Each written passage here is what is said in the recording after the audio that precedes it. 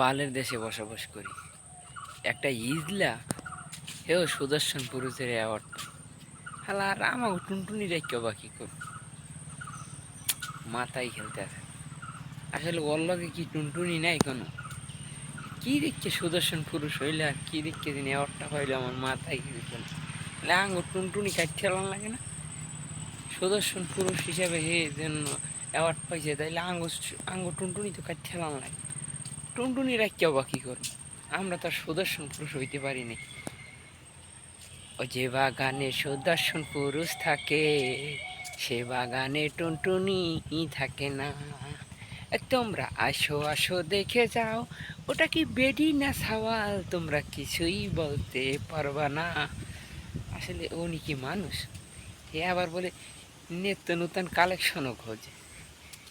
Award ওনার লাগে টুনটুনি নেই, আর টুনটুনি আমার দিয়ে ফিরেই দেবে। শালা টুনটুনি অ্যাওয়ার্ডও পায় আবার। শালা রাশিটাই একটা বুঝতে আছি না। অ্যাওয়ার্ড পাই যাগো টুনটুনি নেই, হেরা অ্যাওয়ার্ড পায় আর আমরা তো কিছুই পাই না। আঙ্গো টুনটুনি কেটে দেবে। টুনটুনি এলা অ্যাওয়ার্ড অ্যাওয়ার্ড টুনটুনি এলাই পাইবে, আমরা পাবো না।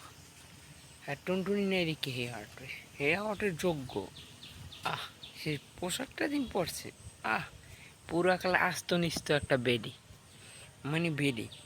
এর লাগে আবার মানুষের ছবিও তোলে, কিছু কিছু নায়িকেরা ছবি তোলে অ্যাওয়ার্ড অ্যাওয়ার্ড নিয়ে এরকম করে মুসলটা লাগাইয়ে দিয়ে ছবি তোলে। করার কিছু নেই, এইটা হইলে বাংলাদেশই সম্ভব, এটা আর অন্য দেশে সম্ভব না, বাংলাদেশই সম্ভব অ্যাওয়ার্ড পাইতে হইলে। আর আমরা কি অ্যাওয়ার্ড পাওয়ার যোগ্য? আঙ্গ তো টুনটুনি আছে, এই শালাই সর্বনাশ মূল টুনটুনি হালাই আনলে আঙ্গ অ্যাওয়ার্ড পাইতাম।